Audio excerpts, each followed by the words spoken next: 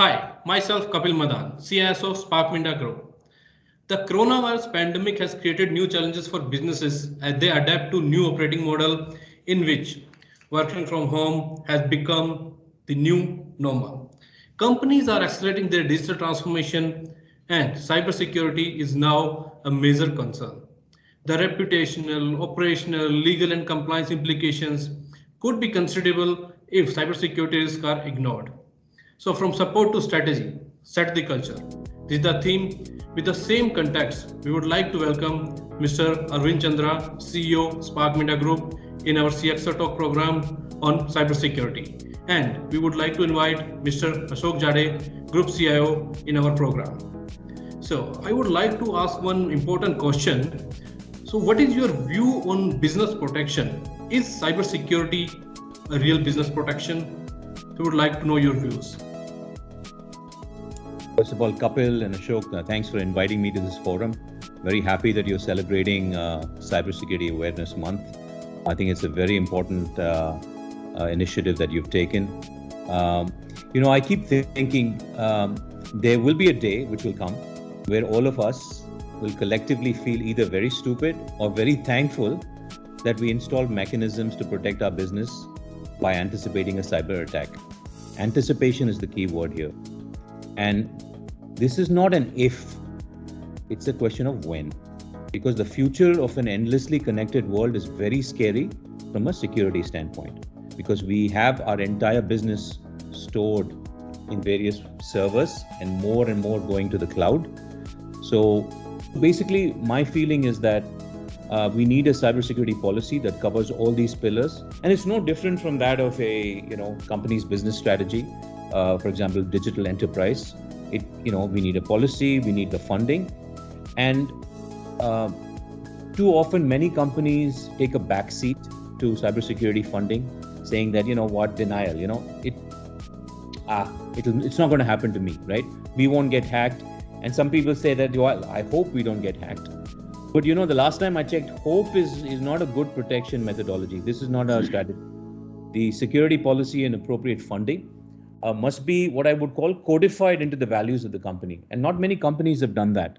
So to me, strategically, cybersecurity should be part of the values of the company. And it should cover the weakest and the most vulnerable link, which means the least internet savvy person, for example, should be covered, because that's the only way you're going to secure the whole enterprise. Because what are hackers looking for? They're looking for the weakest link so they can get into your data servers and they can mess you up through whatever, malware or phishing or different kinds of attack. So I think that is part A of my role as CEO, to make sure the messaging is right and we create the culture of awareness and protection. The other thing is we happen to be in the business of keys and keyless systems and vehicle security. So by default, because the automotive industry is getting more and more connected, we provide keys and keyless systems, as well as other products like connected clusters, telematics, ITS, and so on in the automotive sector. So by default, the end game of the business that I run, vehicle access, leads to cybersecurity of the vehicle, which means covering security for the ECU and the CAN network, the gateway between the vehicle and the cloud, and then protecting the cloud itself. That allows for the entire connectivity to happen, which means from the vehicle ECU to the vehicle gateway, and then you have the FOTA or SOTA, which is the firmware over the air or the software over the air upgrades and updates, and also cloud-based services such as vulnerability assessment, protection, as well as intrusion detection and so on. So this area, which happens to be coincidentally our area of products that we offer to our customers, here we need innovation and patenting in the areas of hardware, electronics, gateway, cloud, and it's very specific to our company because we happen to be in the business of vehicle security. Yeah, great, Arvind. I think you have picked up the two very key terms which I got attention. One is that the security value should be in the company values, right? It should be codified. So it is that it should be the part and parcel of your strategy. It should not be the bolt-in. It should be the built-in. It's the one. And let me also give you the one more study. See, most of the hacking, wherever it happened, a ransomware attack or wherever the data is theft or data is wiped out, right? Nowhere attacks are happened directly on the server or infrastructure. It is to the weakest link. It is to some endpoint, some computer, some user clicks the link, and from there they get the entry, and from there they reach to the server. So this is also another important aspect you have brought in. Aware employee, weakest link. You have to focus on the weakest link. That is good, and this study is also proved. Now coming to taking this conversation ahead, Arvind, cyber secure business is a new terminology. Everybody talks about a secure business nowadays. Spark Minda is also focusing. You as a CEO focuses on secure products, secure processes. IT is focusing on the secure environment, secure infrastructure, secure processes, system everywhere. We are taking a lot of initiatives over this one. What is your stake? What is your view on this one? How do it is getting perceived by our vendors, our stakeholders, OEMs? How they look at to this one? This initiative is taken by the Spark Minda. Let's call them stakeholders, right? So whether they are customers, vendors, JV partners, what are they looking for? They're looking for comfort that Spark Minda as a business is protected, as well as Spark Minda in terms of its products. They're reliable and secure and offer consumer comfort, ultimate consumer comfort. So taking the first point into account, business protection. Obviously, as I mentioned a little bit earlier, it is all about data integrity, confidentiality, and availability.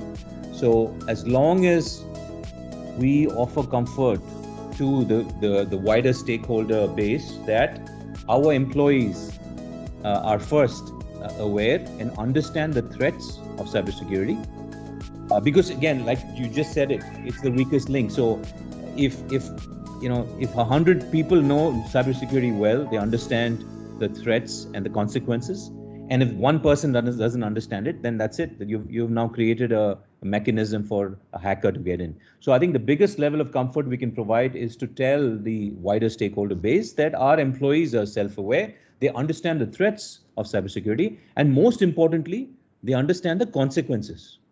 They understand that if our data systems are compromised, what can happen. And so this is not a nice to have, it is a must have knowledge about malware, about phishing, about how human gullibility is used to target the weakest link, and then through different mechanisms, and including others, new different ways like man in the middle, denial of service, and so on. So all of these ways of how your data can be compromised, how you can be attacked, it's very important for employees to know that. So the first level of comfort is to tell everybody, hey, my employees are aware, they understand the threats and the consequences.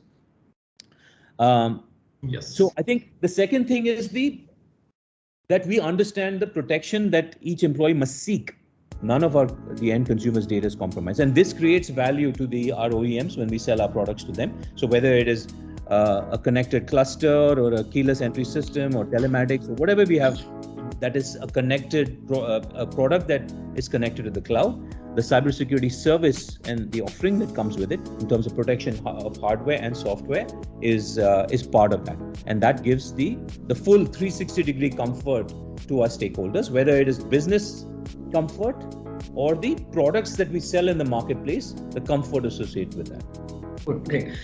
Great, Arvind. I mean, this is nice to hear that it is a 360-degree comfort to our stakeholders that our business is secure. Thank you. It was really great views. I enjoyed that, and I like these views.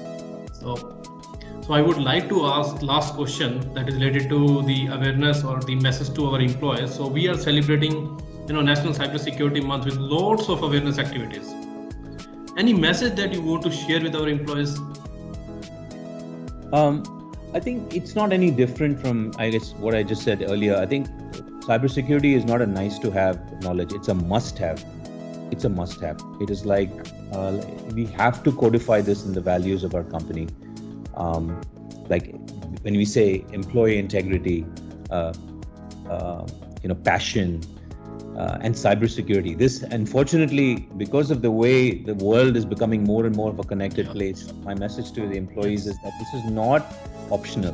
This is not optional. It's must-have knowledge, and you need to. Anybody who doesn't have the knowledge of how their data can be compromised in terms of various methodologies. There are about 10 different ways, and I myself sometimes don't know it all because this area is evolving every day. That's the only cybersecurity is the only place, only sector, only type of business that you have to upgrade yourself almost on a daily basis because the world's changing and there are different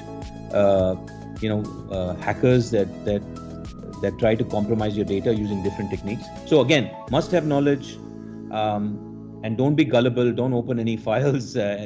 Don't expose yourself to any kind of malware or phishing or ransomware or whatever. We have to be very, very careful. I think most of us take it for granted that somehow it won't happen to me. I'm guilty of that as well, but not anymore. I think that's because my awareness has improved, right? Once I became aware, now I'm very careful about how I use my mobile phone, what I put in it, how I use my laptop, and how I transfer data. So yeah, that would be my message to our employees. And the second one is to understand the kind of protections they can get from our IT team in terms of mitigation strategies, at least to a basic level, right? So that they understand what kind of firewalls they need or encryption methodologies. So those would be the 2 points I would mention in terms of my message to the employees. Thank you. Great. Thank you, Arvind. Thanks for giving me such a valuable views and valuable input and message to our employee. Thank you. Thank you so much, Ashok. Yeah. Thank you. Happy Diwali. Happy Diwali. Yeah, thanks a lot. That you told about passion. So passion is very important. Thank you. Thanks a lot. Thank you.